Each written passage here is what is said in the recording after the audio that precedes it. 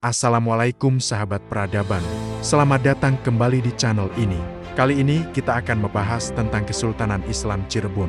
Kalau kita bicara soal Cirebon, apa sih yang pertama kali terlintas di benak kalian? Empal gentong, batik mega mendung, atau mungkin kota para wali? Ya, Cirebon memang istimewa. Tapi, tahukah kalian bahwa di balik hiruk-pikuk kotanya hari ini, tersimpan sebuah kisah peradaban Islam yang luar biasa. Hari ini, kita akan napak tilas, menyelami jejak salah satu kesultanan paling berpengaruh di tanah Jawa, Kesultanan Cirebon. Bersama-sama, kita akan mengungkap bagaimana sebuah perkampungan kecil nelayan berubah menjadi pusat syiar Islam yang disegani. Jadi, siapkan diri kalian, kita akan memulai perjalanan menakjubkan ini. Kisah kita bermula di abad ke-15, di sebuah pesisir utara Jawa yang ramai. Daerah ini awalnya bernama Lemah Wungkuk dan merupakan bagian dari Kerajaan Galuh Pakuan Pajajaran. Wilayah ini dipimpin oleh seorang kuo atau kepala desa bernama Ki Gedeng Alang-Alang. Suatu hari, datanglah seorang pangeran dari Kerajaan Pajajaran bernama Pangeran Walang Sungsang, putra Prabu Siliwangi. Bersama adiknya, Nyai Rara Santang, mereka datang untuk menimba ilmu agama Islam kepada Syekh Datuk Kahfi atau Syekh Nurjati. Pangeran Walang Sungsang kemudian menikahi putri Ki Gedeng Alang-Alang, yaitu Nyai Indang Gelis, dan setelah mertuanya wafat, ia diangkat menjadi penguasa baru dengan gelar Ki Cakrabumi. Ia pun membangun keraton yang diberi nama Keraton Pakungwati, diambil dari nama putrinya, Pakungwati. Perkampungan nelayan ini semakin berkembang pesat. Banyak pendatang dari berbagai penjuru, termasuk dari Tiongkok, Arab, dan Persia, datang untuk berdagang. Karena banyaknya pendatang yang berbaur, tempat ini kemudian dikenal dengan nama Caruban, yang artinya campuran. Dalam pelafalan Sunda, Caruban menjadi Cirebon. Ada juga versi lain yang mengatakan nama Cirebon berasal dari kata Ci yang berarti air dan Rebon yang berarti udang kecil, merujuk pada hasil utama pesisir ini. Disinilah cikal bakal Kesultanan Besar itu lahir. Pangeran Cakrabumi, atau yang juga dikenal sebagai Haji Abdullah Iman, menjadi perintis yang membuka jalan bagi tersebarnya ajaran Islam di wilayah ini. Titik balik sejarah Cirebon terjadi ketika Syarif Hidayatullah, putra dari Nyai Rara Santang yang telah menikah dengan Sultan Mesir, datang ke tanah Jawa. Beliau adalah keponakan dari Pangeran Cakrabumi. Syarif Hidayatullah, yang kita kenal sebagai Sunan Gunung Jati, adalah seorang ulama karismatik dengan ilmu agama yang mendalam. Melihat potensi keponakannya, Pangeran Cakrabumi menyerahkan takhta Keraton Pakungwati kepada Sunan Gunung Jati pada tahun ke-1479. Momen inilah yang menandai proklamasi berdirinya Kesultanan Cirebon sebagai kerajaan Islam yang merdeka, tidak lagi tunduk di bawah kekuasaan Pajajaran. Sunan Gunung Jati pun dinobatkan sebagai Sultan pertama dengan gelar Susunan Jati. Di bawah kepemimpinannya, Cirebon bukan hanya menjadi pusat perdagangan, tapi juga pusat dakwah Islam yang sangat penting di Pulau Jawa. Sunan Gunung Jati adalah seorang visioner. Beliau sadar betul pentingnya aliansi strategis. Beliau memperkuat hubungan dengan Kesultanan Demak, kekuatan Islam terbesar di Jawa saat itu, dengan menikahi adik dari Sultan Trenggono. Dari pernikahannya, lahirlah Ratu Wulung Ayu. Sunan Gunung Jati juga menjalin hubungan diplomatik dengan Tiongkok. Bahkan beliau menikahi seorang putri dari Tiongkok bernama Ong Tien Nio.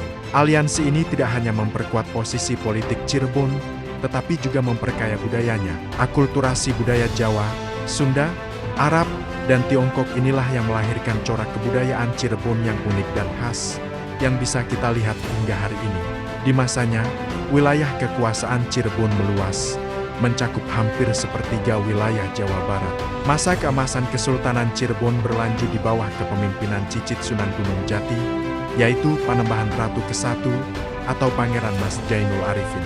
Beliau memerintah selama 79 tahun, dari tahun 1568 hingga ke 1649. Ini adalah periode pemerintahan terlama dalam sejarah Kesultanan Cirebon. Panembahan Ratu ke-1 adalah seorang pemimpin yang cerdas dan ahli strategi. Beliau lebih memfokuskan pemerintahannya pada penguatan bidang agama dan kebudayaan daripada ekspansi wilayah. Beliau membangun berbagai infrastruktur penting, termasuk menyempurnakan pembangunan keraton Kasepuhan dan membangun taman air Gua Sunyaragi yang megah. Di masa pemerintahannya, Cirebon mencapai puncak kejayaan sebagai pusat intelektual dan seni Islam di Nusantara. kesejahteraan rakyat meningkat, dan Cirebon menjadi mercusuar peradaban di pesisir utara Jawa. Namun, seperti roda kehidupan yang terus berputar, masa kejayaan tak berlangsung selamanya. Setelah Panembahan Ratu ke-1 wafat, tahta diwariskan kepada cucunya, Panembahan Ratu kedua, atau Panembahan Girilaya. Sayangnya, masa pemerintahannya diwarnai oleh intrik politik yang rumit. Beliau terjepit di antara dua kekuatan besar saat itu, Kesultanan Mataram di bawah Sultan Amangkurat ke-1 dan Kesultanan Banten. Pada suatu ketika, Panembahan Girilaya beserta kedua putranya diundang ke Surakarta, ibu kota Mataram, namun mereka justru ditahan dan tidak diizinkan pulang.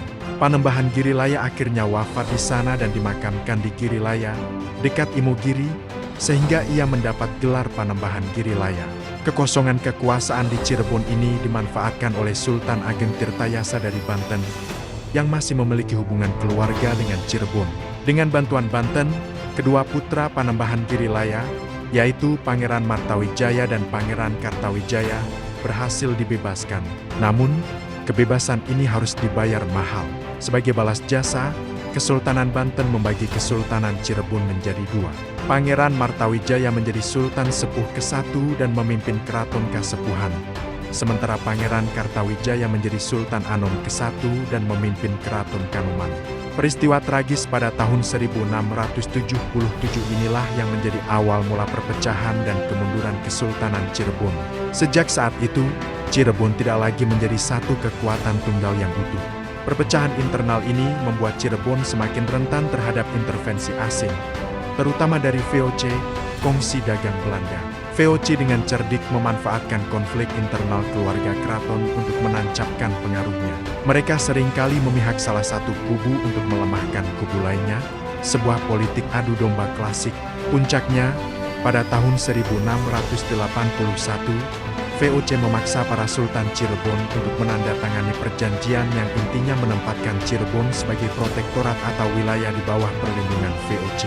Sejak saat itu, kedaulatan politik Kesultanan Cirebon secara de facto telah berakhir. Para sultan memang masih bertahta, namun mereka tidak lagi memiliki kekuasaan nyata. Semua keputusan penting harus mendapat persetujuan dari Kompeni Belanda. Kemunduran ini semakin parah dengan perpecahan lebih lanjut, melahirkan Kesultanan Kacirebonan dan Keprabonan. Meskipun kesultanannya telah runtuh secara politik, warisan peradaban Islam Cirebon tidak pernah padam. Jejak kebesarannya masih bisa kita saksikan hingga hari ini. Pertama, tentu saja, Keraton Kasepuhan dan Keraton Kanoman. Kedua keraton ini adalah saksi bisu kejayaan masa lalu. Arsitekturnya yang unik memadukan gaya Jawa, Sunda, Tiongkok, Arab, hingga Eropa. Di dalamnya, kita bisa melihat berbagai pusaka, seperti kereta Singabarong yang ikonik, lukisan kaca, hingga gamelan sekaten.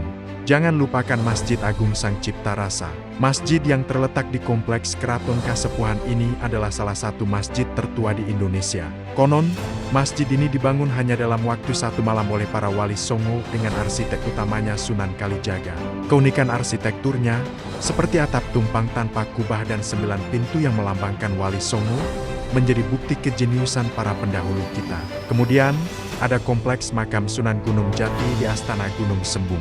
Tempat ini tidak pernah sepi dari peziarah yang datang dari seluruh penjuru negeri. Ini adalah bukti betapa besar pengaruh dan karisma Sunan Gunung Jati yang spiritualitasnya masih terasa hingga kini. Di sini, kita bisa melihat gerbang-gerbang dengan hiasan piring-piring porselen kuno dari Tiongkok, bukti hubungan erat Cirebon dengan dunia luar, dan tentu saja, Taman Sari Gua Sunyaragi. Situs gua buatan yang misterius dan artistik ini dulunya adalah tempat para sultan bermeditasi dan melatih prajurit. Arsitekturnya yang menyerupai cadas di tengah kota adalah perpaduan gaya Indonesia klasik dan Tiongkok. Setiap sudutnya menyimpan filosofi dan sejarah yang mendalam. Semua peninggalan ini bukan sekadar bangunan tua, melainkan kapsul waktu yang membawa kita kembali ke masa di mana Cirebon menjadi pusat peradaban Islam yang gilang gemilang. Dari kisah Kesultanan Cirebon, kita belajar banyak hal. Kita belajar tentang visi seorang pemimpin seperti Sunan Gunung Jati, tentang pentingnya diplomasi dan keterbukaan terhadap budaya lain. Kita juga belajar betapa berbahayanya perpecahan internal yang bisa mengundang intervensi pihak luar dan meruntuhkan kedaulatan. Sejarah Cirebon adalah cermin bagi kita, bahwa kejayaan sebuah peradaban tidak hanya dibangun dengan kekuatan militer, tetapi juga dengan kekuatan ilmu pengetahuan, seni, budaya, dan yang terpenting, persatuan. Warisan Cirebon mengajarkan kita bahwa Islam di Nusantara tumbuh dan berkembang melalui jalan damai, akulturasi budaya yang indah, dan kebijaksanaan para ulamanya. Itulah perjalanan singkat kita menelusuri jejak Kesultanan Cirebon. Semoga video ini bisa menambah wawasan dan rasa cinta kita terhadap sejarah kejayaan Islam. Peradaban Islam pernah berjaya di Nusantara, dan Cirebon adalah salah satu bukti nyatanya. Terima kasih sudah menonton sampai akhir. Jangan lupa untuk like, komen, dan subscribe agar channel ini bisa terus menyajikan konten-konten sejarah peradaban Islam yang gemilang. Sampai jumpa di video berikutnya. Wassalamualaikum warahmatullahi wabarakatuh.